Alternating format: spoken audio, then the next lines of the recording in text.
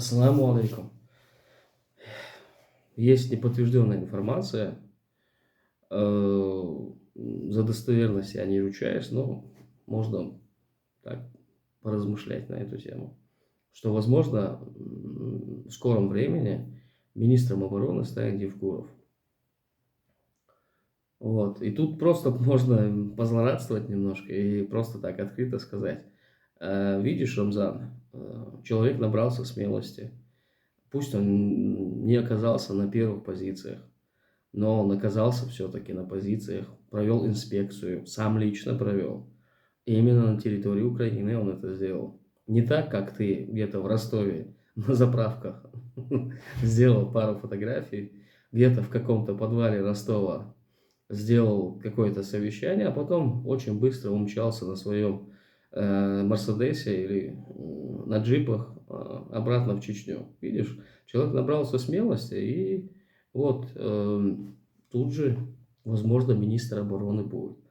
А ты, как нам всем известно, очень давно пытаешься вырваться из Чечни. Хотя тебе с самого начала сказали, что ты будешь вот в этом кольце, то есть в Чечне, а дальше ты выходить не будешь. Но твоя наглость, твое бесстыдство, оно не дает тебе покоя, и ты все-таки каждый раз пытаешься воспользоваться тем или иным способом, положением, чтобы вырваться из этого кольца.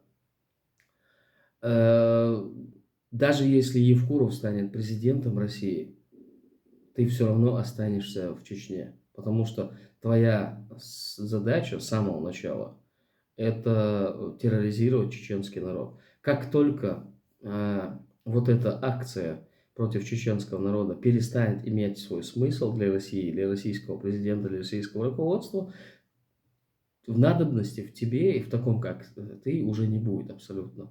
Ты сам пытаешься, и твое окружение пытается придать тебе какую-то важность, значимость.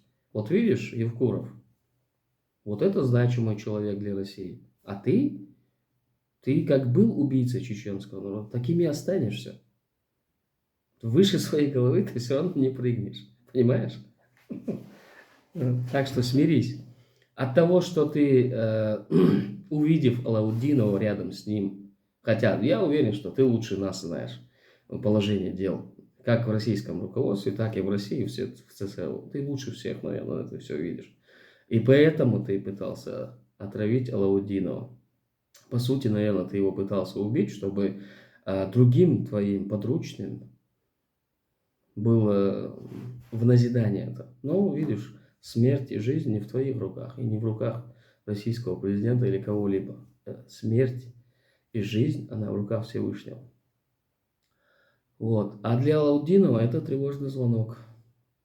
Смотри, вот видишь, как с тобой поступили. Ты просто показал позиции будущему министру. А тут получается, что вот как-то негаданно, нежданно в твоей еде или где-то там оказался яд. Хотя мы все прекрасно знаем, что посредством отравлений, посредством применений яда убито очень много муджахидов. И ядом пользовались, да, российские спецслужбы поставляли, но яд применялся именно Кадыровым, ямадаевцами против муджахидов. Вы, как никто другой, знаете, как все это происходит. Поэтому вот, прекращай все попытки вырваться из Чечни. Прими свою участь и будь покорным, как ты сам и говоришь, пехотинцем Владимира Путина. Понимаешь? Ты не будешь ни министром, ни каким-то другим значимым человеком. Ты как себя назвал, Аллах тебе дал такое. То есть Аллах посредством твоих же уст определил твою участь. Ты пехотинец, а Евкуров генерал. Вот так вот. Смирись со своей участью. Скоро будешь этому генералу прислуживать. А если так все это отбросить, шушедеш садеш жалешту. Вот ногчик он кверт мастауй, цон жалешту шо. Шу золотой ошейник алархи, ржавый ошейник ЛРХ. Никакой разницы для чеченского народа нет абсолютно. Вы останетесь такими же псами. Вот так вот.